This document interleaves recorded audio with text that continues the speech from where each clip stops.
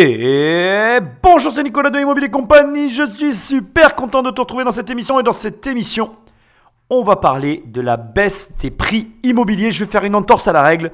Je ne vais pas aujourd'hui te parler ou continuer avec qui veut être mon associé. Je sors de mon petit train-train.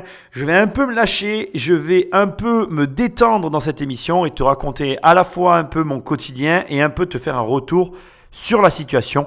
J'ai envie aussi de sortir de qui veut être mon associé pour la simple et bonne raison que si je fais ces émissions en ce moment, c'est parce que je travaille sur les vidéos du programme 10 millions et que sincèrement, c'est un petit peu difficile pour moi parce que mes phases d'achat et de vente sont en cours et qu'on va pas se mentir, c'est aussi l'avantage de l'immobilier. Il y a des périodes comme celle-ci que je suis en train de vivre où il n'y a rien à faire. Je peux le dire, quand je peux le dire, je le dis. Hein, bon, c'est pas tout le temps. Donc du coup, je travaille sur autre chose. Bon, avant de commencer, tu le sais, comme veut l'usage, prends le temps de me laisser une note et un commentaire là où tu écoutes cette émission. Ça me fait tellement plaisir. Mais au-delà de me faire plaisir, c'est ce qui m'aide le plus parce que c'est très difficile de référencer ces émissions. Donc j'ai vraiment besoin de toi. Tu prends quelques secondes et ça m'aide énormément. Ensuite, si tu veux télécharger les 100 premières pages de mon livre, tu vas sur mon site immobiliercompagnie.com, tu cliques dans l'onglet livre et là tu vas pouvoir télécharger directement les 100 premières pages de mon livre Devenir riche sans argent. C'est un excellent bouquin sur l'indépendance financière, il n'y a aucune pub à l'intérieur et tu peux soit télécharger les 100 premières pages, soit directement télécharger le bouquin. Il est sur Amazon, la Fnac, bref, je te laisse chercher, tu peux le recevoir chez toi sur tous les sites que tu connais.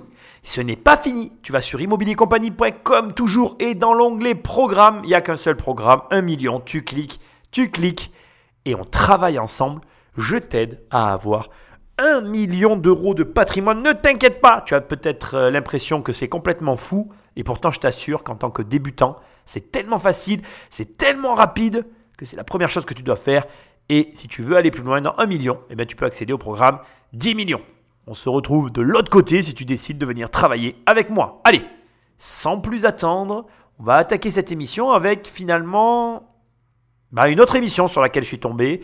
Bon, je vais être très franc avec toi. Il y a plusieurs versions de cette émission, d'accord ? Il y a eu plusieurs personnes qui ont été invitées dans cette émission, mais il y en a une qui m'a tout particulièrement marqué et on va en parler tout de suite. Allez, on parle d'immobilier sur Boursorama et c'est vrai qu'après avoir été à l'arrêt avec le confinement, le marché immobilier fait son grand retour. De nouveau, quand on écoute les agents immobiliers, les visites sont de plus en plus nombreuses. Bonjour Laurent. Bonjour David.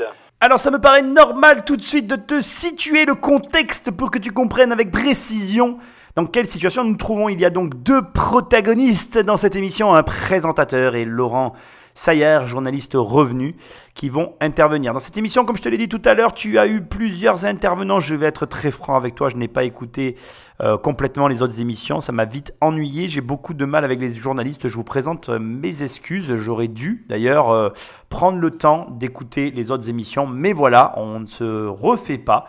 Donc sur ce coup-là, je plaide coupable. C'est pas bien. J'aime bien aller au fond des émissions, mais là, c'est compliqué pour moi. Donc, la vérité, c'est que je vais me contenter des deux protagonistes que nous avons là. Et tu dois savoir que les agents immobiliers, les différents agents immobiliers qui sont passés dans cette émission ont plus ou moins tous eu le même discours. Le marché immobilier est en ébullition, ça cartonne, on rattrape le temps perdu. Bref, tout va bien, il n'y a aucun problème économique. En gros, c'est ce qui a été dit. On va modérer tous ces propos, on va creuser. Et aussi, je te préviens à l'avance, je vais un peu m'insurger contre certains propos qui vont pouvoir être dits et aussi être d'accord parce que je ne suis pas qu'une personne contradictoire. Je peux aussi être d'accord avec les interlocuteurs qui viennent parfois dans cette émission. Bref, tu l'as compris, une émission 100% immobilière, une émission qu'il fallait que je fasse, une émission qui va parler de l'après-Covid, une émission intéressante sur mon sujet, sur la réalité du marché. Laurent Saillard, journaliste au revenu qui vient de s'acheter 3 maisons dans la semaine. Bon, plus...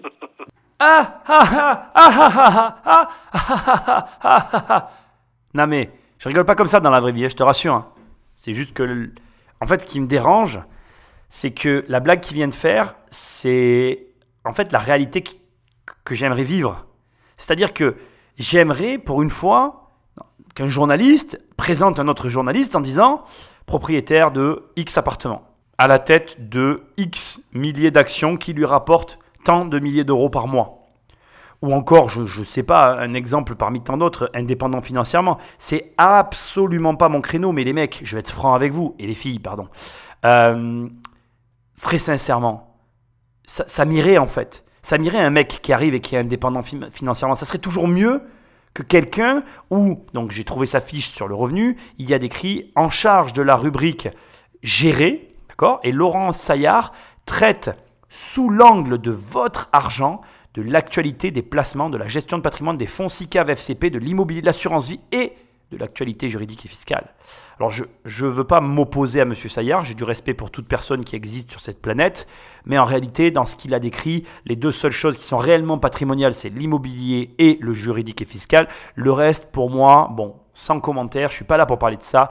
Bref, sans plus de transition, je voulais juste te souligner que ce qui est censé être une blague ironique d'introduction d'échanges télévisuels devrait être en fait une réalité. C'est ça que je veux souligner. Non attaquer ni M. Saillard, ni le journaliste. C'est juste qu'on a envie pour une fois, et je crois qu'aujourd'hui on en a encore plus envie qu'hier, on a envie que les gens qui nous parlent soient au courant de quoi ils nous parlent. Pour vous faire une toute petite allusion, je me suis très peu exprimé sur le Covid, mais j'ai pas quasiment regardé la télé, voire pas du tout, et je ne peux pas la regarder parce que j'en peux plus de voir des mecs qui arrivent et qui nous expliquent, des bien-pensants qui n'ont jamais chopé la maladie, ce qu'on devrait faire ou ne pas faire, et pourquoi telle personne ne devrait pas faire ci, et pourquoi telle personne devrait faire ça. Mais chope la maladie, mon garçon, chope-la bien pour qu'on voit ce que tu fais réellement. Arrêtons un peu de nous juger les uns les autres, s'il vous plaît, et arrêtons de toujours vouloir donner des conseils dont on ne sait rien. Il y en a marre de toutes ces personnes qui se pointent, venues de nulle part, avec leur super esprit critique, mais qui n'ont aucune expérience dans le domaine dans lequel elles s'expriment. Mais parle de ta mère, si tu sais pas parler de quoi que ce soit d'autre, au moins on sait que tu la connais. Mais arrêtez de venir nous parler de choses que vous ne connaissez pas. Si t'as pas une dizaine ou une vingtaine d'appartements, mais va parler de la pluie et du beau temps. À la limite, on sait que ça peut changer et on t'en voudra pas si tu te trompes. Mais au lieu de venir là, nous parler de trucs sans aucune expérience. Allez, je ne m'énerve pas, on continue l'émission avec nos amis de la télévision. Plus sérieusement, la question que tout le monde se pose évidemment, c'est l'impact de cette crise sanitaire sur l'évolution des prix. C'est vrai que quand on écoute les agents immobiliers, dont certains sont passés sur ce plateau, on a l'impression qu'il n'y a pas de crise pour l'immobilier. Oui, alors en tout cas, c'est sûr qu'il y a un regain d'intérêt notamment depuis mi-mai, depuis le début du mois de juin. C'est une autre affaire si on parle, on va dire, des comportements réels. Alors, ce qui est sûr, c'est que la crise sanitaire, elle a vraiment créé une situation inédite, David. Ça, c'est sûr. Le marché s'est complètement arrêté et les transactions sont en fait pas encore reparties. Et c'est vrai que la question, c'est que au départ, on avait des prix élevés en début d'année. Est-ce qu'ils peuvent se maintenir? Pour commencer, il y a plusieurs éléments qui pour l'instant, sont pas réellement donnés là, et je dois les modérer, ou en tout cas venir ajouter des précisions. Laurent Saillard dit une chose très intéressante. Il dit les prix sont relativement élevés et risquent de le rester. En réalité, bon, moi j'aime le répéter, je vous le répéterai jamais assez, en immobilier, déjà l'immobilier c'est très long, et en immobilier il y a énormément d'inertie. Et tu dois savoir, toi qui m'écoutes, que 2019 a été une des meilleures années au niveau des transactions. On a dépassé le million de transactions immobilières sur l'année 2019. Donc, c'est une des meilleures années ever. Donc, ça veut dire que même si on se prend un choc frontal au niveau économique, l'inertie, mon ami, ma copine, parce que maintenant je me fais engueuler par les filles parce que je ne les inclus pas dans mes raisonnements, l'inertie a un impact. Donc, ça veut dire qu'en fait, en gros, on était lancé à, 200 km/h, on a coupé le moteur, mais les pneus, la voiture continue de rouler. Ça s'appelle l'énergie cinétique, l'inertie.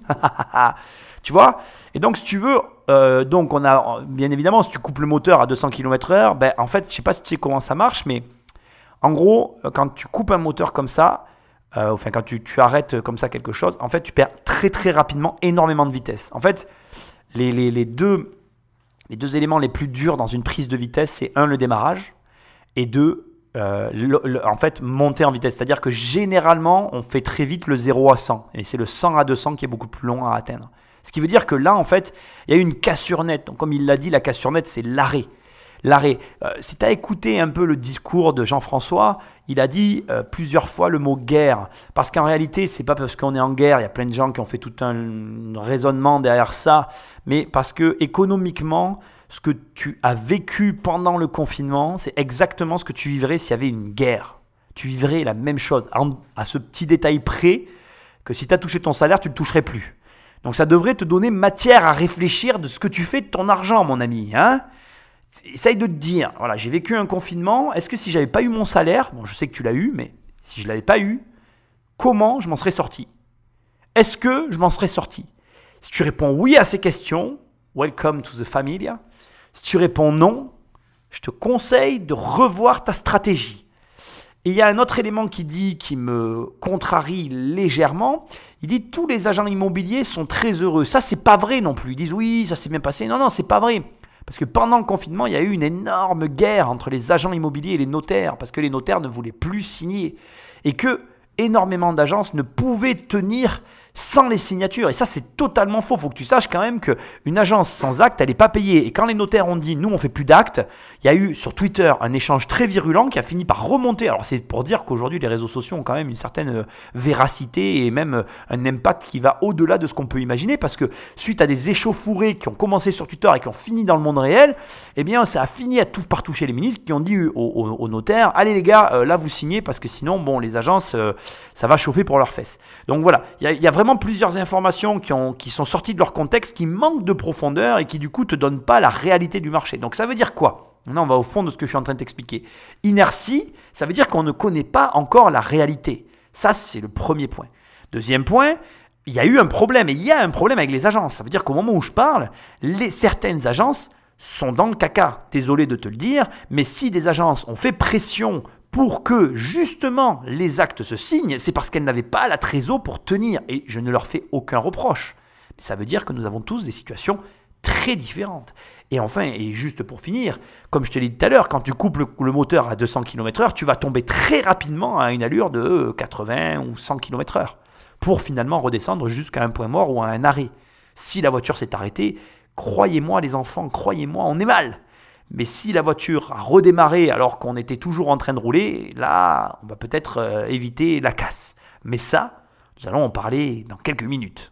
Je crois que c'est très important de garder en tête quand même qu'il y a eu 4 phases sur ce sujet. Il y a eu 4 dates clés. Le 17 mars avec le début du confinement, carrément, alors tout arrêté, plus de visites, plus de transactions.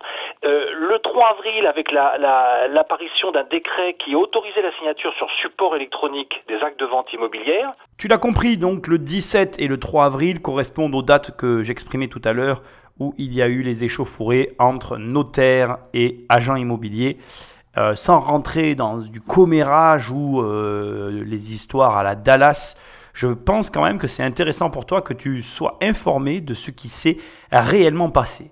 En réalité, donc, je ne sais pas si tu sais comment ça fonctionne. D'un côté, tu as la FNAIM et de l'autre côté, tu as la Chambre des notaires qui sont en fait, quelque part, les deux gros organismes qui, pas chapeautent, j'aime pas ce terme. Alors si, ça chapeaute pour les notaires.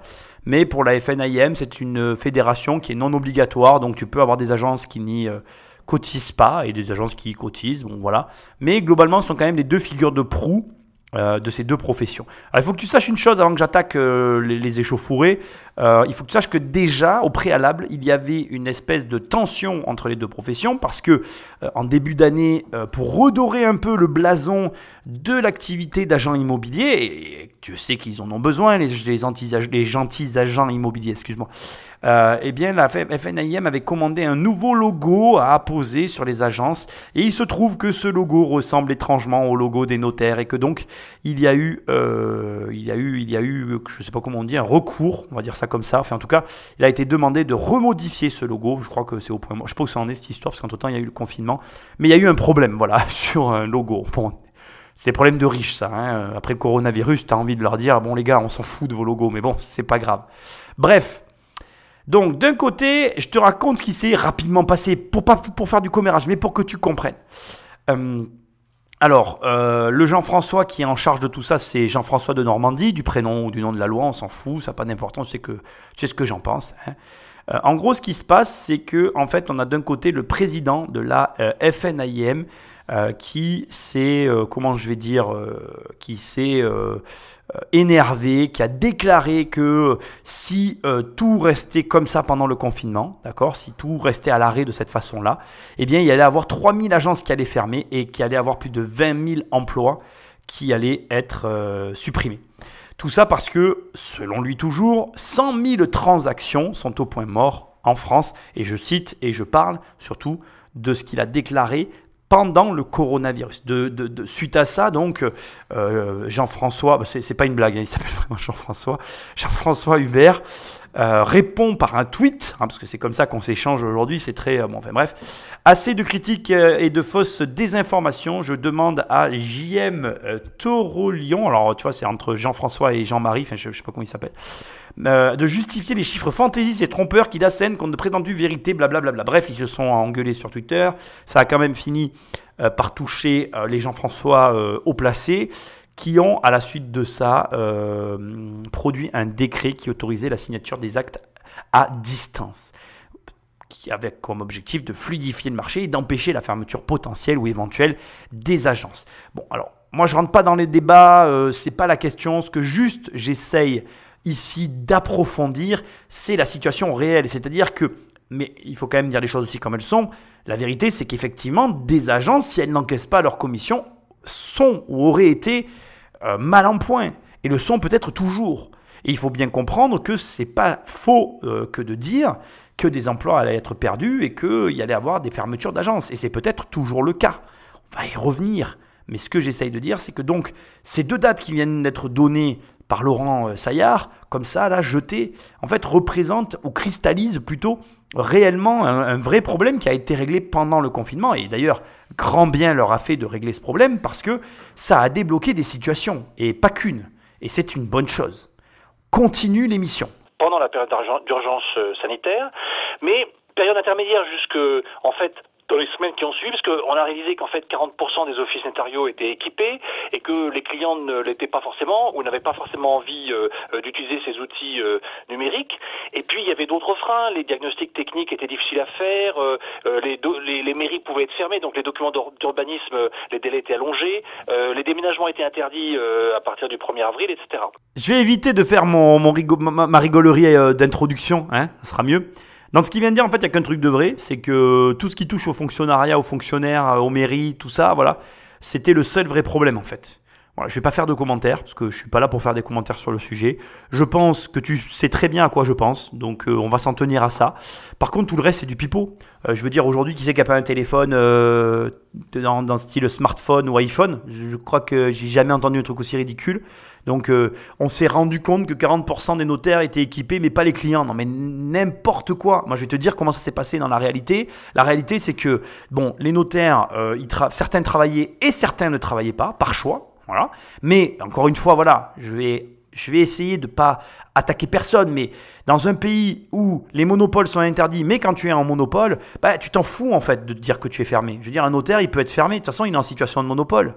Même avec l'eurodatage, il peut dire « bah non, je travaille pas », parce que de toute façon, il sait qu'il les aura, ces dossiers à la rentrée, quand ça va réouvrir. Donc la vérité, c'est ça. La vérité, c'est pas du tout ce qu'il dit. La vérité, c'est qu'il y a des notaires qui ont dit « on est fermé », et que donc, il y avait plutôt, je dirais, 50% des notaires ouverts, 50% des notaires fermés, et que comme la plupart des actes aujourd'hui se font en double minute, c'est-à-dire que, en fait, ton notaire travaille avec le notaire d'en face, tu avais une chance sur deux que ton notaire soit ouvert ou que ton notaire soit fermé, du coup, c'est ça qui a foutu le bordel. Ensuite, les diagnostics, ça aussi, c'est du pipeau, les diagnostiqueurs se sont équipés. Tout le monde a mis de la bonne volonté. Les seuls qui n'ont pas mis de la bonne volonté, ce sont ceux qui étaient en position de monopole et ceux qui sont des fonctionnaires, parce que là aussi, on est dans une position de monopole induit. Voilà, la vérité, c'est ça. Donc ça leur plaît pas peut-être, si Monsieur Saillard m'écoute, je m'excuse, je ne t'attaque pas, mais ce que tu dis, c'est pas vrai. Voilà, le marché s'est retrouvé bloqué parce qu'il y a des notaires qui n'ont pas voulu ouvrir et parce qu'il y a des fonctionnaires qui mettent 3 plombes à réagir. C'est déjà compliqué pour tout le monde. On te demande de plus bosser, mais non, c'est plus compliqué. Alors, c'est pas vrai non plus parce que dans ma famille, il y a des fonctionnaires qui ont fait du télétravail de chez eux, qui ont quand même fait leur boulot. Mais je ne sais pas pourquoi, les délais ont été rallongés à tous les niveaux. Ils te rajoutent 4 semaines par-ci, 4 semaines par-là. Tu as envie de leur dire, les gars, mais c'est pas réaliste là ce que vous êtes en train de faire. Bref, on continue. Et donc, la date du 11 mai, qui était la première phase de sortie du confinement, en réalité, elle a permis de commencer à sortir de la torpeur, avec effectivement une augmentation sur les sites d'annonces immobilières, le début de reprise des visites, mais en fait, c'est vraiment la date du 2 juin, avec les lances surprises, donc dans les jours qui ont précédé de la date elle-même du 2 juin, qui a vraiment libéré, on va dire, et fait sortir le secteur du mode pause. Donc on sort du mode pause et on se dit, alors déjà, sur l'activité, sur nos transactions, on se dit qu'on a amputé l'année de 2 mois, quoi, en gros. Hein. Voilà, en fait, c'est ça. Si on regarde d'ailleurs les volumes de vente, donc c'est vraiment l'activité réelle. C'est pas le déclaratif des agents immobiliers, du trafic sur les sites d'annonces, etc. C'est vraiment ce qui s'est vraiment passé. Alors, c'est vrai que les chiffres, on a des projections, mais on a surtout des chiffres, on va dire, à fin mars, mais ils donnent quand même des indications. Parce que les notaires, effectivement, nous indiquent que, notamment en Ile-de-France, en fait, les ventes de logements avaient reculé de plus de 20%, en fait, à la fin du premier trimestre 2020, par rapport à un premier trimestre 2019 qui, certes, avait été très actif, mais donc là, vous avez quand même 15 jours de crise sanitaire à partir de mi-mars, mais ce que ça veut dire, c'est qu'en fait, dès février, les ventes avaient déjà ralenti à cause notamment de l'impact des grèves contre la réforme de retraite. Donc en fait, ensuite, le confinement a tout bloqué à partir de mi-mars, et les notaires disent qu'environ 90% des transactions habituelles qui se font au printemps, parce que c'est une période assez dynamique, elles n'ont pas pu avoir lieu. Donc comme vous dites, l'année immobilière va sans doute ne compter que 10 mois, donc on peut s'attendre à une baisse de l'activité, donc activité, c'est-à-dire les ventes réelles, de au moins, enfin de plus de 20%, les notaires disent plus de 20%, et quand on regarde sur la France entière, en réalité, bon, on n'a pas encore là des chiffres aussi précis, mais l'impact devrait être comparable, même si l'INSEE, en fait, sur 12 mois glissants, effectivement, montre en fait un recul des transactions, mais qui est un peu plus faible, qui est de 2,6%. Et en fait, même sur la période actuelle, en fait, jusqu'à il y a quelques jours, en réalité, ce sont essentiellement les dossiers en cours ou qui avaient été en suspens qui sont traités. Oui, et mais donc, il y a d'ailleurs des annulations de promesses de vente dans mais voilà, mais pour moi, c'est ça le sujet, parce que même si... Bon, lui coupe pas la parole. Alors, j'ai envie de te faire l'affront de te demander quelle est l'analyse de Monsieur Saillard, parce que je serais bien curieux de savoir qu'est-ce que tu as compris dans ce qu'il a dit. Moi, je vais reprendre un peu depuis le début. Alors déjà, on va tout reprendre au départ. Bien évidemment, il a dit une chose qui est hyper importante. Il a bien précisé que les chiffres qu'il donnait, c'était l'Île-de-France. Alors, moi, j'aimerais déjà commencer par dire une première chose sur l'Île-de-France. Désolé si tu m'écoutes et que tu es en Île-de-France. Amis Île-de-France, bonjour à tous. Je sais que vous êtes très nombreux à m'écouter et je vous aime. J'adore l'Île-de-France, j'ai aucun problème avec ça. Mais les mecs et les filles aussi, l'Île-de-France n'est pas le centre de la France. L'Île-de-France n'est pas la France. Et si, on va quand même aussi ajouter une information, je ne remets pas en cause le fait que les grèves pour les retraites aient joué en la défaveur de l'immobilier, mais si les ventes de l'Île-de-France reculent ou commencent à stagner, c'est aussi parce que les prix sont en train d'atteindre des sommets jamais atteints à ce jour. Et si tu ne le dis pas, Laurent Saillard, machin là, on ne peut pas le comprendre dans ton analyse, tu vois. Je veux dire, à un moment donné, c'est ultra important. Je veux dire, aujourd'hui, pour acheter à Paris, tu es plutôt dans l'ordre des 12 000 € du mètre carré. Voilà, c'est juste pas très normal. Moi, je peux honte de le dire. J'ai évalué un appartement à quelqu'un autour de moi à Paris. Honnêtement, j'ai halluciné du prix auquel il l'a vendu. J'aurais jamais cru qu'il arrive à le vendre à ce prix-là. Voilà, et ça s'est vendu. Donc, il est vendu, signé, acté. Donc c'est fait. Donc voilà, ça prouve que Paris atteint des sommets et qu'aujourd'hui, voilà, les arbres ne poussent pas jusqu'au ciel, quoi. Il y a un moment donné, ça ne peut pas continuer. Et ça, il faut que tu le précises. Les grèves n'expliquent pas tout. D'autant qu'il faut savoir qu'en Ile-de-France, et d'ailleurs, ça il faut aussi le préciser, dans la France de manière générale, il y a aussi énormément de transactions qui se font avec des étrangers. Et les étrangers, pendant le confinement, ils sont où? Ils ne sont pas là. Donc ton analyse, elle est bancale parce qu'il manque plein de données au problème. Et ça m'agace en fait. Ça m'agace parce que tu as des mecs qui écoutent ça et qui font de ces analyses leur cheval de bataille pour développer des stratégies. Et c'est pas bon du tout. Ça ne signifie rien. Et puis il y a un dernier point qui, je pense, sera abordé par la suite parce que j'ai pas écouté toute l'émission. J'ai écouté le début et j'ai arrêté. J'ai voulu garder la plus de fraîcheur de mes réactions parce que là on est dans la réaction. Je ne suis pas dans l'analyse complète, bien que j'ai préparé des recherches pour l'émission, mais j'essaye d'éviter sur une émission comme celle-là de te faire trop de recherches parce que je veux que tu aies un retour réel du marché. Et je veux que tu saches une chose, c'est qu'aujourd'hui aussi, il y a un travail dont on ne te parle pas et qui n'a pas pu être fait à cause du confinement. C'est qu'il y a un travail de prospection, de signature de mandat et d'entrée dans les stocks de biens à vendre qui n'a pas été fait, qui n'est pas fait et qui ne se fera peut-être même pas. Je vais t'expliquer pourquoi. Parce que les gens étaient confinés, les commerciaux n'ont pas pu aller récupérer les biens. Donc, moins de biens sur le marché, ça peut avoir l'effet inverse de ce qui est analysé ici. Mais tu imagines comment c'est grave. C'est-à-dire que aujourd'hui, il faut que tu comprennes qu'il est en train de se passer une chose. D'abord, c'est inédit, c'est hyper intéressant. Et ensuite, tous les investisseurs te le diront. Et j'ai aussi je vais te l'expliquer après, mais tous les investisseurs te le diront en ce moment, il n'y a rien sur le marché. Il n'y a rien. Nada, walou, peanuts. Pourquoi ? Parce que, en fait, d'abord, premièrement, les gens ont pris un bouillon en bourse, donc ils vont prendre leur argent et le mettre dans l'immobilier, plus sûr, plus stable. Il y a énormément de personnes qui redoutent une faillite bancaire et qui donc préfèrent avoir leur argent dans des actifs tangibles que dans de l'intangible, ce qui est aussi audible, hein, je ne le remets pas en cause.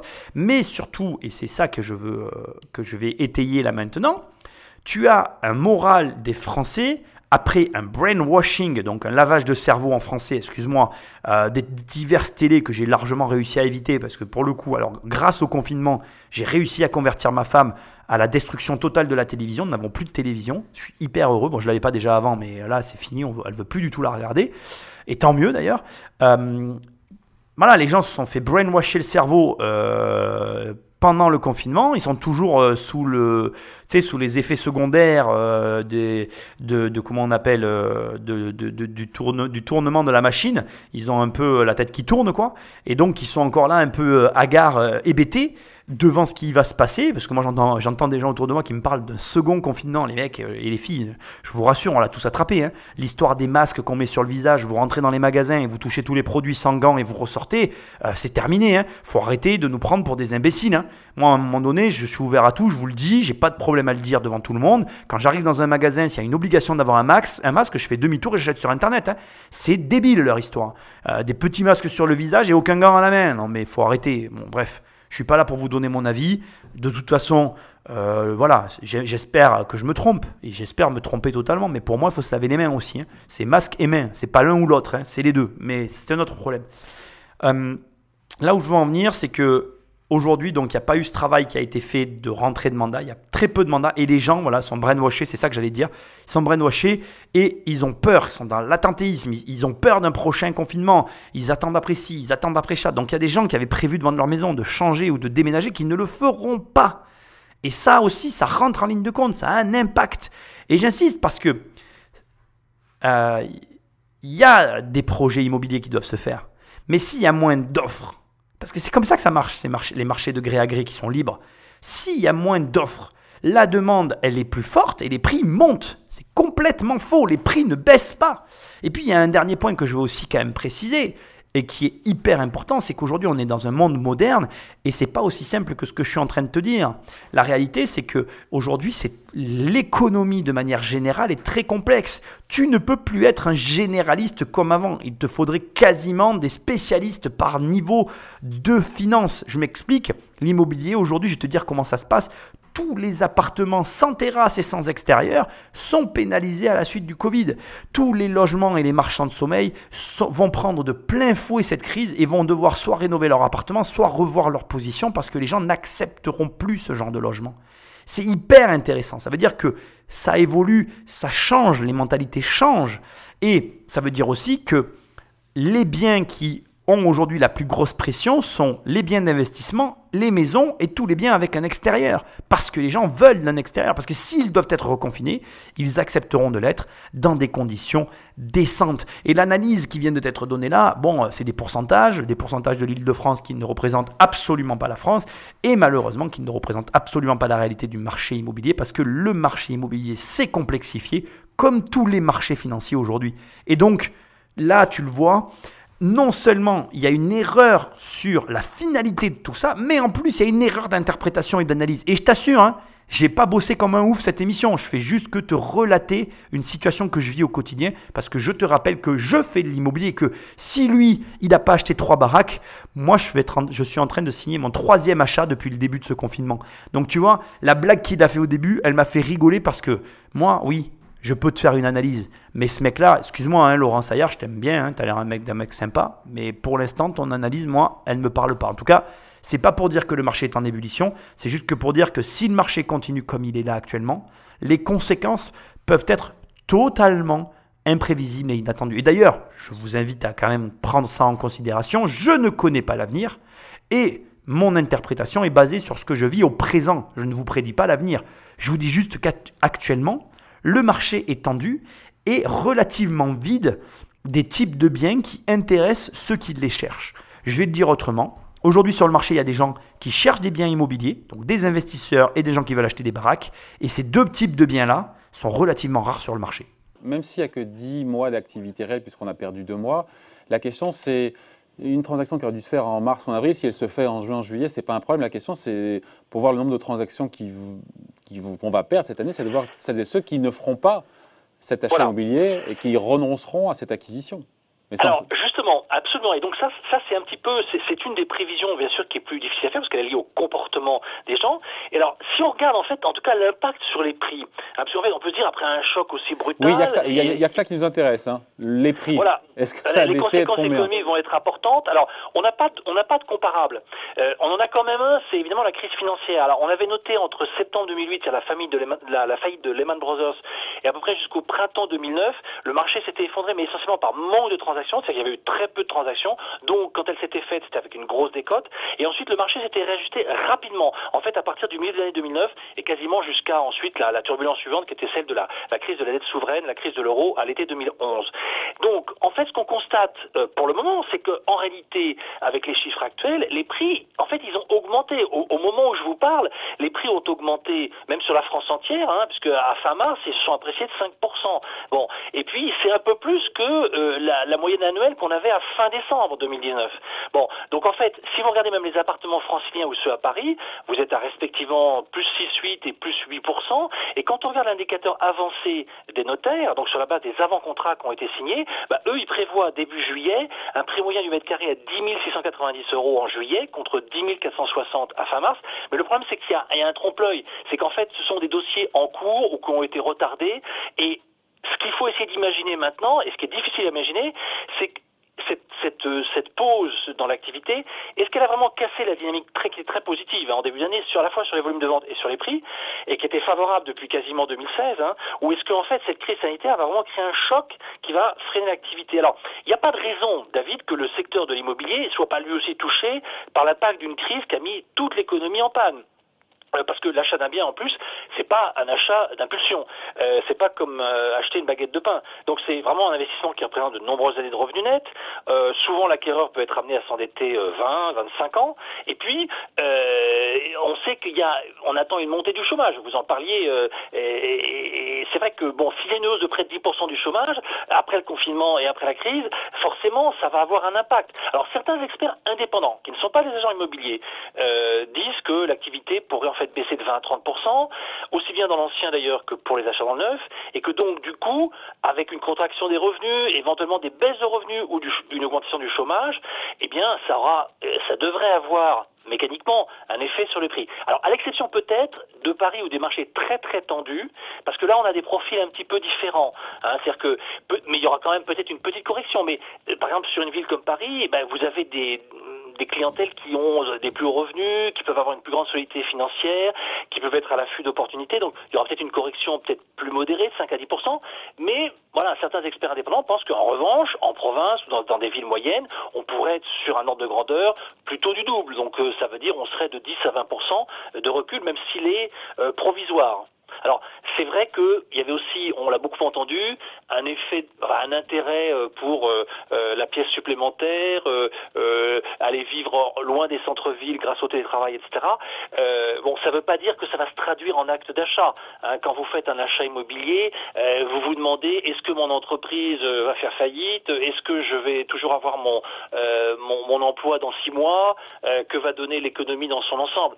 Donc, je ne pense pas que cette intention, bien sûr, les professionnels de l'immobilier ont intérêt à ce que les prix augmentent parce que du coup, ça permet de décider les acheteurs. Quand vous avez des prix qui peuvent baisser, l'acheteur est plutôt attentif. Il se dit autant acheter moins cher, attendre un peu, acheter moins cher. On peut comprendre le raisonnement, mais là, il y a effectivement quand même une grande incertitude. Désolé, le passage est vraiment très long, mais j'ai vraiment envie que tu aies son avis et le mien. C'est important pour moi que tu aies les deux sons de cloche. Je vais commencer tout de suite par recadrer le débat. Parce que ça m'agace un peu, et ça m'agace beaucoup en fait. C'est toujours la même histoire. Ces analyses sont basées à chaque fois sur le même processus qui me convient que très peu au demeurant. Déjà, je l'ai déjà dit pendant la crise et je le redis actuellement, c'est une crise sanitaire. Ça n'a rien à voir avec une crise financière. Ce qui veut dire qu'en fait, crise sanitaire crée une ricochet en crise financière. La seule, la seule réalité qu'on peut aujourd'hui accepter comme point de discussion, c'est que nos outils modernes nous ont permis de nous confiner, donc de limiter la casse et donc de nous retrouver finalement avec un nombre de morts très faible par rapport à l'ampleur de ce qu'aurait pu être la catastrophe. C'est la seule chose que je peux accepter comme type d'analyse. Tout le reste, c'est du bullshit. Tout le reste, même ce que je dis, c'est du bullshit, mec et filles. C'est du bullshit parce que, en vérité, il y a d'abord, et ça c'est quelque chose que je dis dans mon nouveau livre, tu appréhendes une crise, même quand tu analyses une crise passée qui te semble ressembler à la crise que tu es en train de vivre, donc même quand tu analyses une crise passée qui ressemble à la crise que tu es en train de vivre, tu analyses la crise passée de ton point de vue du futur. Ce qui veut dire que ce que tu en déduis de la crise passée n'a jamais aucun lien avec la crise que tu es en train de vivre. Ce qui veut dire que tu n'as aucun moyen, je veux que vraiment ça rentre dans ta tête, il n'y a aucun moyen de prédire l'avenir. Tout ce qu'on peut faire, c'est des pronostics, c'est échanger ensemble des raisonnements qui nous paraissent être les plus probables et sur lesquels on a envie de s'appuyer pour baser notre stratégie. C'est hyper important ce que je suis en train de te dire. C'est que ça que tu peux faire. Donc, c'est important d'écouter des avis de gens qui t'apportent un raisonnement qui t'aide à réfléchir et non de personnes qui te donnent un raisonnement basé sur rien. Là, la seule chose qui dit qui est vrai, c'est le chômage. Et même cette information-là, elle est relative parce que on a eu une pause de 2 mois. Ça veut dire que le travail qu'il y avait avant, il est toujours là en fait. Il y a eu des lois qui ont changé. Au désavantage des salariés, c'est ça qui va créer du chômage. C'est-à-dire qu'aujourd'hui, tu peux faire travailler des salariés 60 heures. Donc pourquoi un patron va rembaucher une deuxième personne qui va lui créer un nouveau problème alors qu'il va garder qu'une seule personne sur laquelle il va lui coller 50 heures de travail et il va mieux s'en sortir. C'est ça la vérité. C'est que le chômage ne va pas être dû au fait que le travail n'est plus là. Il va être dû au fait que pour le Covid, on a dû adapter des lois. Est-ce qu'elles vont durer? Alors ça, pareil, je ne le sais pas. Mais en l'état actuel des choses, elles sont toujours présente dans notre quotidien au moment où je fais cette émission. Peut-être que dans le futur, quand on écoutera l'émission, on rigolera, on se dira tiens, Nicolas il avait dit ça et ça a changé. Mais comme ça peut ne pas changer, c'est ça qui crée du chômage, ce n'est rien d'autre en fait. Donc c'est une volonté politique. Volonté politique qui, je te le dis de toi à moi, veut aller vers la croissance et vers la réduction du chômage. Donc vraisemblablement pour moi, les lois ne resteront pas telles qu'elles sont. Ils vont vouloir que les gens réembauchent. Bon, c'est mon avis, hein, mais ça reste comme ça. Mais pour moi, le travail est toujours là. Le même travail qu'il y avait avant le Covid est toujours présent après le Covid. Et donc, la réalité, c'est juste qu'aujourd'hui, comme je te l'ai dit tout à l'heure et comme je te le redis présentement, en dehors du moral qu'il peut y avoir sur les ménages ou sur les personnes, cette histoire n'a pas eu pour l'instant d'effet direct sur nous. Elle a un effet indirect sur notre économie.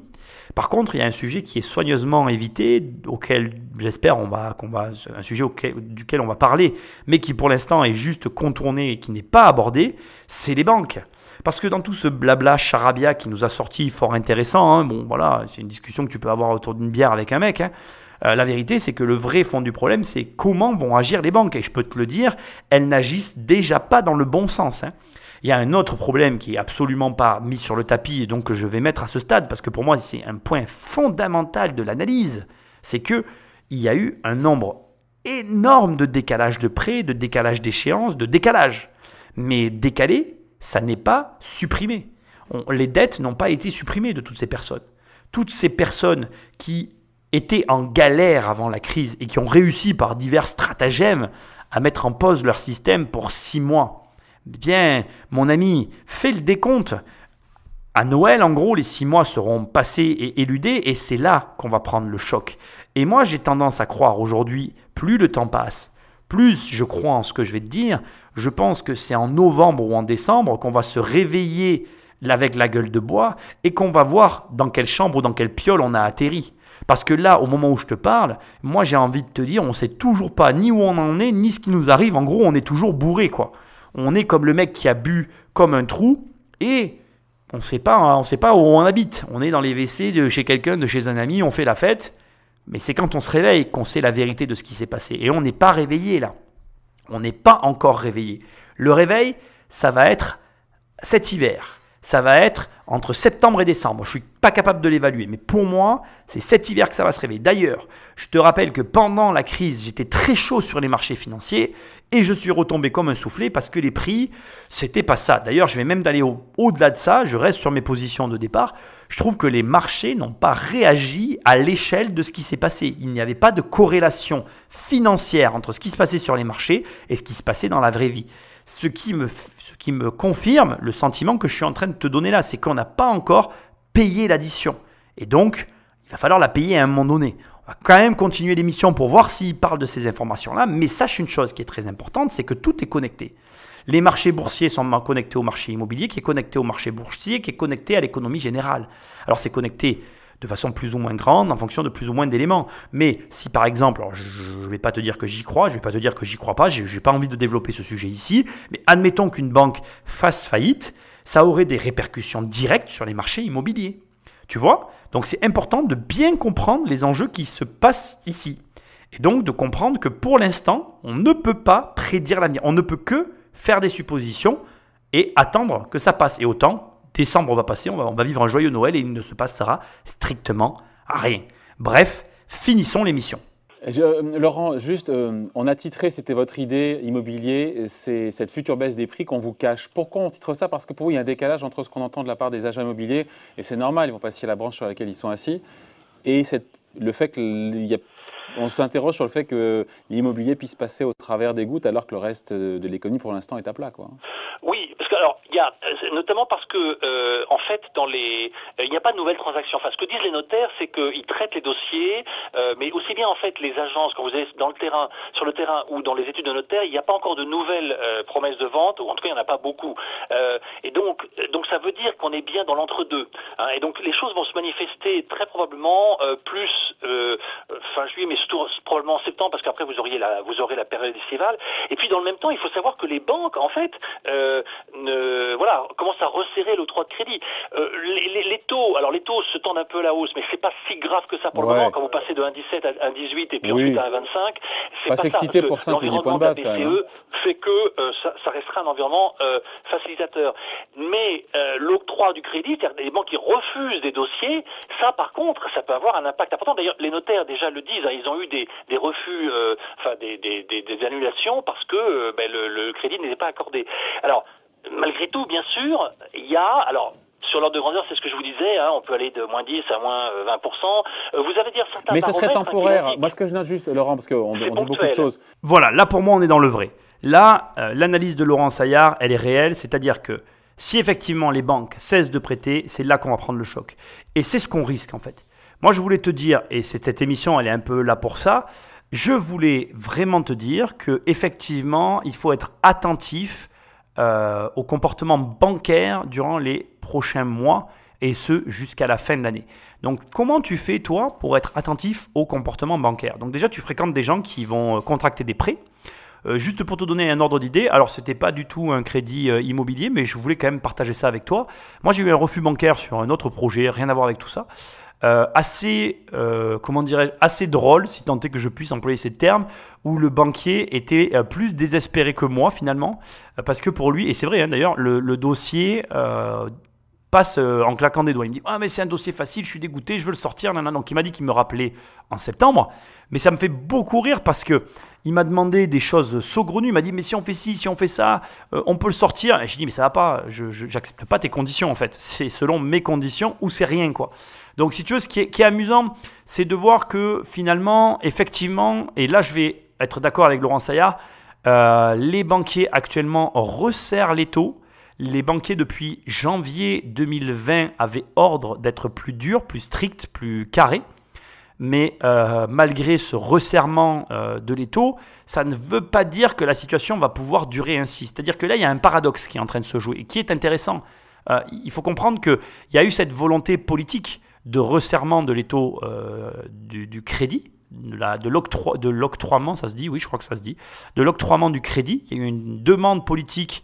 D'ailleurs, c'est une demande politique en vue d'une loi qui a été refusée par les banquiers. Ils ont dit que si vous nous faisiez, alors je ne sais pas si tu es au courant, début d'année, il y a une loi qui a été demandée pour obliger le 33% d'endettement et que les banquiers ne puissent pas prêter au-delà de ça. Sauf que, en fait, les banquiers ont protesté, ils ont bien fait d'ailleurs, pour une fois qu'ils font quelque chose d'intelligent. Ils ont dit qu'ils allaient être plus sévères et ils le sont. Mais en fait, la loi des 33%, ce qui n'est pas une loi d'ailleurs, c'est un des facteurs d'octroiement. Décidément, j'ai un problème avec ce mot, je ne sais pas pourquoi je veux l'employer, excuse-moi, d'acceptation des dossiers. C'est un des facteurs d'acceptation des dossiers. Cette fameuse règle des 33%, il faut comprendre qu'elle est relative. Si tu gagnes 10 ou 20 000 euros par mois, si tu es endetté à 50%, tu as largement de quoi vivre encore que si tu gagnes 1000 euros par mois. C'est facile de comprendre que l'argent est relatif. Et moi, quand j'étais jeune, c'était quoi la phrase qu'on me disait quand j'étais jeune? On me disait les riches ne regardent pas le prix de la viande. Ça veut dire qu'en fait, quand tu as 10 000 euros sur ton compte tous les mois, tu ne regardes pas le prix de la viande. Tu t'appelles de la viande tous les jours. Et quand tu gagnes 1000 balles par mois, tu regardes le prix de la viande. Ça a un impact dans ton budget. Donc c'est la même chose en fait. Les 33% ne sont pas une règle empirique, c'est une règle de bon sens en fonction des revenus de la personne qui pose le dossier. Et là en fait, il faut comprendre que ce durcissement qui avait été qui devait être voté mais qui avait été vraiment voulu avec une intention de vote et de loi et qui n'a pas été en début d'année, était d'actualité avant le confinement, le Covid et la situation économique qu'on connaît aujourd'hui. De la même façon que des politiques ont fait pression pour obtenir un durcissement des règles bancaires, aujourd'hui, j'en suis désolé, mais si un Jean-François m'écoute, il faut faire la même chose dans l'autre sens. Il faudrait libérer, fluidifier le crédit pour permettre à l'économie de se relancer. Alors c'est mon avis, le crédit est une arme à double tranchant, tu le verras dans mon nouveau livre, à manier avec précaution. En réalité, le problème du crédit, c'est un problème d'éducation. C'est pas un problème. Le crédit n'est jamais un problème. Le problème, c'est l'éducation. C'est sûr que si tu fais des crédits à tir à l'arigot pour n'importe quoi et tout le temps, c'est problématique. Maintenant, si tu sais te servir du crédit, tout va bien. Bref, ce que j'essaye de te dire, c'est que la situation bancaire et le rapport au crédit avec la clientèle est primordial. Donc, tu vas devoir suivre des gens comme moi, des gens qui font des prêts pour bien être au fait de ce qui se passe. Moi, ce que je peux te dire des retours que j'ai eus actuellement, c'est qu'ils prennent que les dossiers mais en béton armé. Apport, patrimoine soldé, le truc de ouf. Par exemple, pour finir ma petite histoire du début, et après on va finir l'émission, moi dans mon cas, j'ai refusé les conditions que me demandait le banquier parce qu'effectivement, ces conditions-là, je vais les accepter pour un autre dossier, mais pas pour celui-là. Et donc, je le lui ai dit. Je lui ai dit, écoute, on a plusieurs dossiers en cours. Sur ce dossier, je veux bien accepter certaines des conditions que tu me donnes là, mais pas sur celui-ci, parce que c'était un petit dossier pour moi. On était dans un crédit à moins de 200 000 euros. Voilà. Donc, c'est tout. Je ne vais pas accepter tout et n'importe quoi sous prétexte qu'ils sont inquiets. Mais ça dénote quand même d'une ambiance, ce que je suis en train de te dire. Tu vois, les banques sont inquiètes. Donc, elles sont plus focus sur leurs clients. Elles vont prendre plutôt ou favoriser plutôt certains clients que d'autres. Ce qui veut dire que là encore, tu vas devoir te poser des questions sur ta stratégie. Excuse-moi. Et il ne faut pas le prendre dans le mauvais sens du terme. Il faut le prendre dans le bon sens du terme. Pour moi, je vis les crises comme des tests. C'est-à-dire que ça me permet de tester mon patrimoine et la façon dont je le gère. Je me dis, si finalement tout le travail que je fais à l'année ne me permet pas d'emprunter dans des conditions plus difficiles, ça veut dire que le travail que je fais à l'année n'est pas le bon. Et du coup, je revois mon travail, je revois ma copie. Si tu prends le problème dans ce sens-là, tu verras que déjà tu vis mieux les non. Moi, je vis très très bien les non aujourd'hui. Et ensuite, surtout, ça te permet de t'améliorer, d'essayer de trouver dans ton système les failles et d'aller chercher ce truc qui t'empêche d'obtenir ce que tu convoites. Je te balance la fin de l'émission. Potentiellement entre 5 et 15 ou 10 et 20% de baisse, mais temporaire. C'est beaucoup 10 ou 20%. Temporairement, c'est quoi? C'est sur un trimestre, 2 trimestres? Alors, ça peut être sur 1 ou 2 trimestres, effectivement.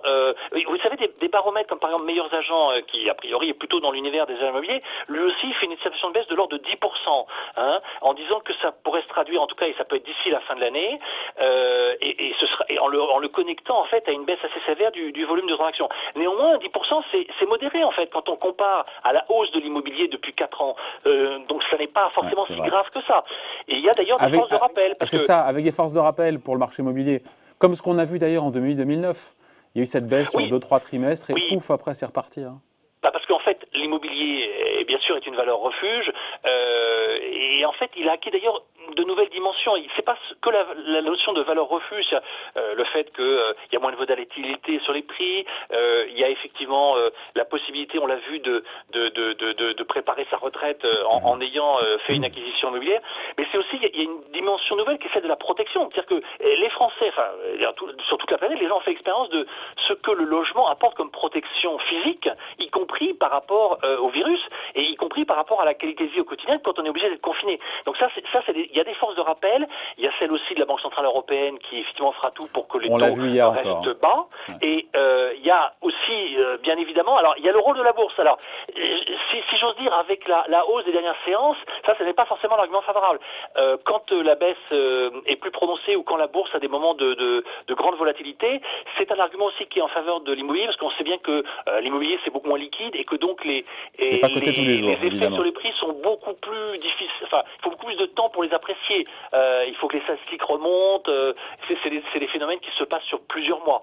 Donc, il y a effectivement ce qui nous fait pencher en fait, d'une part sur le fait que si on dépasse, on va dire, le début du mois de juillet, c'est-à-dire ce sur quoi nous avons des indicateurs actuellement grâce au notaire et à l'INSEE, si on se projette en septembre, je pense qu'une baisse mécanique des prix serait assez probable. C'est intéressant parce que bon, il aura fallu quand même 50 minutes pour qu'on arrive au point d'orgue de l'émission et je trouve que son analyse est intéressante parce que lui, il se base donc sur plus de chômage, rarification des acheteurs et du coup, il dit baisse de l'immobilier de 10% comme en 2008 et reprise. Et moi, mon analyse est très différente. Pour moi, il oublie baisse aussi des mandats, donc baisse des biens. Il va y avoir moins de biens à la vente parce qu'il y a des gens qui vont pas vouloir vendre, qui vont hésiter. Voilà, il faut que tu te rappelles que globalement, on est dans un pays, la France, où on a 58% des ménages qui sont propriétaires de leur résidence principale. Tout le reste, c'est du parc locatif. Ça veut dire que globalement, tu as 60% des gens qui sont propriétaires et 40% des gens qui sont locataires. J'arrondis les chiffres. Après, bien évidemment, dans le parc locatif, tu as une partie qui sont des bailleurs publics, donc à hauteur de 20%. Et après, on a 23-25% qui sont des bailleurs privés. Et le reste, ce doit être tout ce qui est fonds de pension, sociétés, etc. Donc, ce que j'essaye simplement de te dire, c'est que ce qui n'est pas pris ici en considération, ce sont deux choses hyper importantes. Donc, la première, ce que je te disais tout à l'heure, la baisse des mandats, la baisse des biens, qu'on est déjà en train de vivre, qui peut avoir un impact à l'inverse de ce qu'il est en train de dire et qui peut me donner raison sur le moyen long terme. C'est-à-dire moins de biens à la vente, du coup raréfaction de l'offre, augmentation du coût de la demande, non pas parce que il y a plus de demandeurs, mais parce qu'il y a beaucoup moins d'offres en fait. Et moi, c'est ce que je suis un peu en train de vivre, en tout cas sur mon marché. Il n'y a plus rien. C'est nada, walou, peanuts, nuts. Tu vas à la plage et tu regardes si le ciel il est bleu, comme ça tu peux te baigner. Il n'y a rien. Donc voilà. Et deuxième point, qui est absolument abordé par personne, mais l'augmentation du ticket moyen. Ce qui se passe dans les crises, c'est que les crises, on oublie de le dire, sont aussi des crises sociétales, avec comment dirais-je, l'accentuation des écarts sociaux, et donc des high-ticket clients, donc des clients qui ont plus d'argent, qui sont plus présents. C'est-à-dire qu'il y a certes moins de gens qui sont en capacité d'acheter, mais les gens qui restent ont plus d'argent. Et donc, comme les gens qui restent ont plus d'argent, ils peuvent acheter beaucoup plus cher. Et comme on est sur un marché au pourcentage, il faut que tu te rappelles que l'immobilier, c'est un marché de pourcentage. Une agence, quand elle vend un bien à 5 millions d'euros, elle gagne beaucoup, mais alors vraiment beaucoup plus d'argent que quand elle vend 5 biens à 100 000 euros. Je te le dis, il vaut mieux qu'elle en vende 2 par an à 5 millions que 10 ou 15 par an à 100 000. Hein. Tu vois ce que je veux dire?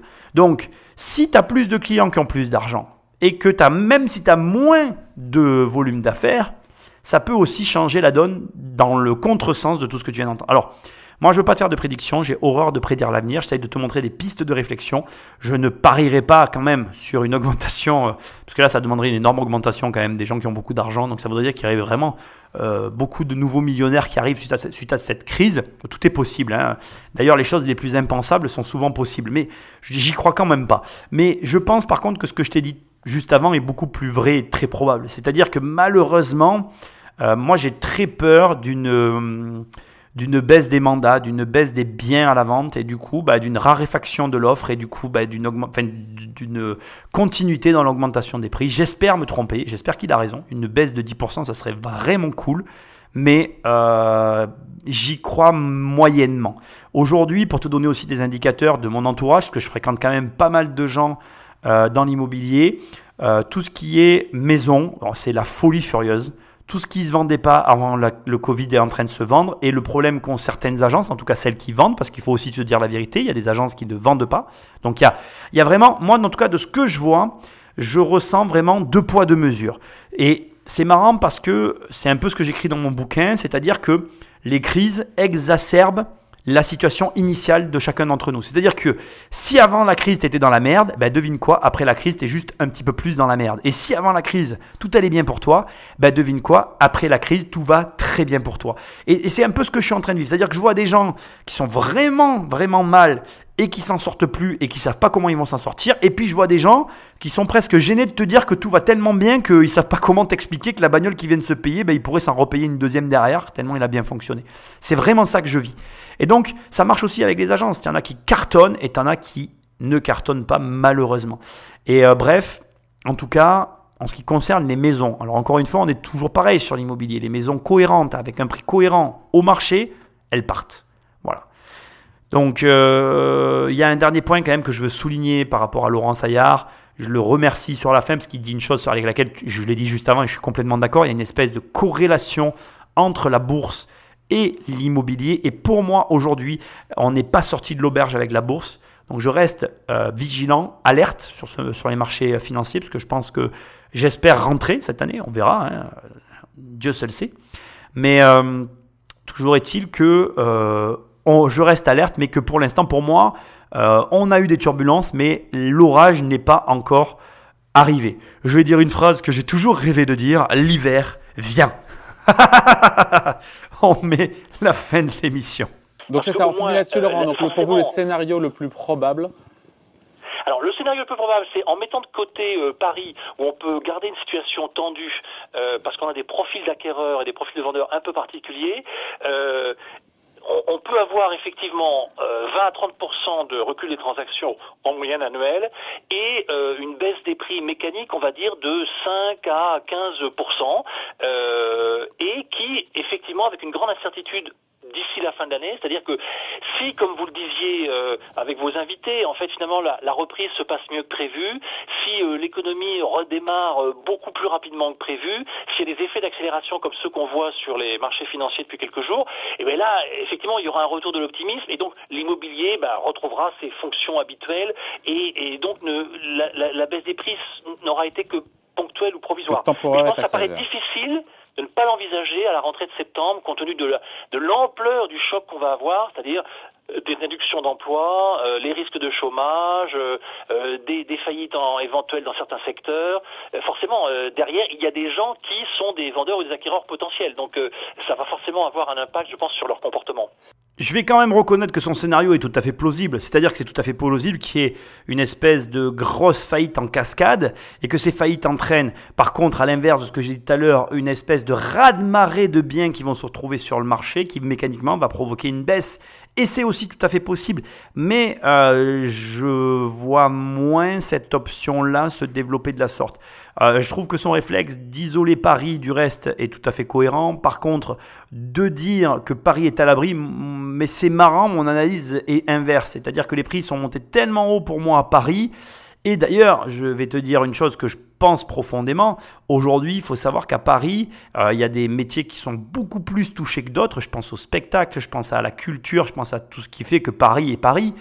C'est marrant, mais j'ai une analyse un petit peu inverse. C'est-à-dire que pour moi, aujourd'hui, le reste de la France peut mieux absorber justement le choc du fait que, précisément, nous n'avons pas toute cette culture, tout ce rapport au spectacle et aux événements qu'il peut y avoir sur Paris. Et que donc, malgré les gros, comme il a l'air de le s'entendre, les grosses faillites, c'est pareil. S'il y a des grosses faillites en cascade, les gros sièges sociaux sont à Paris. J'ai une analyse un petit peu, ou en tout cas légèrement différente. Pour te donner un ordre d'idée, en 2008, une des villes qui a été les plus touchées par la baisse était Nîmes, à 12% de baisse de son marché immobilier. Ça ne m'a pas empêché de faire des affaires. Ça ne m'a pas empêché de vivre. Ça m'a empêché par contre au niveau des banques d'acheter. Et moi aujourd'hui, ça restera ma crainte principale, la réaction des banques. Et si son scénario se produit, c'est surtout ça qui va être catastrophique. Parce que crois-moi, quand les banques se prennent de plein fouet une série de faillites, fermetures, en tout cas cessation de paiement et tout ce qui s'ensuit, ben, ceux qui payent, ce sont les autres clients, c'est toi, c'est moi, c'est ceux qui gèrent correctement. Alors bien évidemment, là encore une fois, à modérer mes propos, si tu as de l'argent et que tu gères bien ton argent, ben, tu t'en tireras toujours. C'est une épreuve, c'est comme ça qu'il faut que tu le vois. Maintenant, on ne connaît pas l'avenir. Moi, je voulais te donner mon analyse sur tout ça. Je vais quand même laisser le mot de la fin à l'émission. Et puis, ben, il faut garder un œil sur les marchés boursiers parce que ça a quand même un lien avec tout ça. Rappelle-toi aussi, je le dirai jamais assez, il y a les élections américaines et ça pour moi, ça va jouer un rôle essentiel dans ce qui va arriver ensuite. Donc, on va voir le futur, le turfu comme ils disent les jeunes. On va voir si le turfu est favorable ou défavorable et on va essayer de s'adapter. Parce que le maître mot, c'est s'adapter. Ne perds pas ton temps à envisager tous les scénarios. Prends du temps pour élaborer une bonne stratégie. Je crois que c'est le meilleur des conseils qu'il y a à donner. Une bonne stratégie, c'est une stratégie qui fonctionne quoi qu'il arrive autour de toi. C'est la meilleure définition que j'ai à te donner. Je laisse le mot de la fin à mes chers invités aujourd'hui dans mon podcast. Bon, très bien, voilà qui est très clair, docteur. On va regarder la couverture du revenu de cette semaine. Où vont les prix? Ça tombe bien, c'est votre enquête, le fruit du hasard. Donc c'est le dossier central effectivement sur lequel on revient un petit peu en détail. Mais effectivement d'autres sujets notamment liés à la fin de la période de la déclaration de revenus, c'est les derniers jours, donc quelques rappels utiles. Et puis aussi tout l'environnement boursier avec ses surprises et ses bonnes nouvelles, en tout cas sur les dernières séances, avec effectivement des effets de rattrapage boursier qu'il est intéressant de ne pas avoir raté si on a écouté le revenu et qu'on est revenu dans les marchés à temps. Là, il se passe effectivement, on a des niveaux de décalage haussier en bourse qui sont assez étonnants. Oui. À lire donc cette semaine et surtout ce week-end tranquillement dans le revenu. Merci beaucoup Laurent. Laurent Saillard, donc journaliste à l'hebdomadaire. Bon week-end. Merci, au revoir David. Tu sais, à chaque fois que j'entends ce genre de commentaires, j'ai un réflexe, un drôle de réflexe. Je vais sur les actions de mon portefeuille et je regarde leurs variations. Alors, soit j'ai des super actions, soit je... Ben voilà, bref. Moi, il n'y a pas des volumes. Moi, c'est toujours pareil. Je trouve qu'elles n'ont pas tant baissé que ça et je trouve qu'elles sont pas tant montées que ça. Bon, c'est mon opinion personnelle. Après, il est évident que c'est intéressant, on va conclure là-dessus. C'est intéressant de comprendre que c'est toujours pareil, ça dépend des secteurs. C'est-à-dire que comme toute crise, comme toute problématique, là c'est une crise sanitaire, mais comme toute situation, il y a toujours un secteur qui en pâtit et un secteur qui en profite. Une pièce, elle a deux côtés, un recto et un verso. Et si ça tombe sur le recto, tu vois le verso. Et si ça tombe sur le verso, tu vois le recto.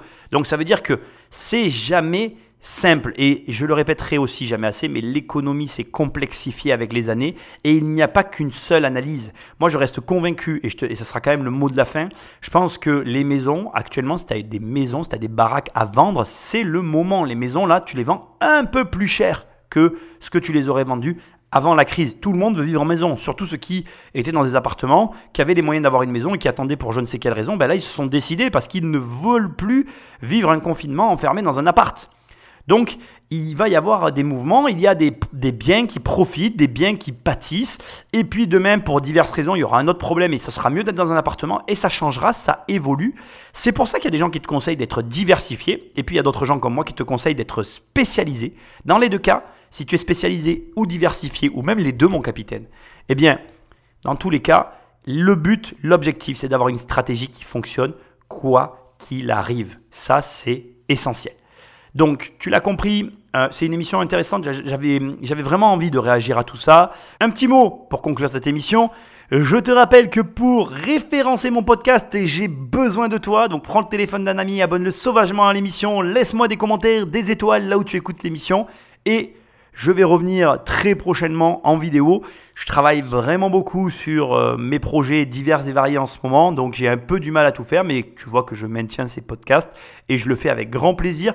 D'autres émissions plus travaillées reviendront très bientôt. On va continuer avec Qui veut être mon associé. C'est un peu de l'entertainment, j'en ai conscience, mais ça me permet de faire mon travail de fond que j'ai à faire dans mes sociétés, que je n'ai pas le temps de faire habituellement. Je suis vraiment très content de t'avoir aussi régulièrement avec moi, que tu sois et que vous soyez surtout toujours autant nombreux à m'écouter. Je vous remercie, c'est grâce à vous que l'émission existe. N'oubliez pas mon livre Devenir riche sans argent. Laissez-moi des commentaires sur Amazon, ça m'aide énormément. Et puis je te dis à très bientôt dans une prochaine émission. Salut!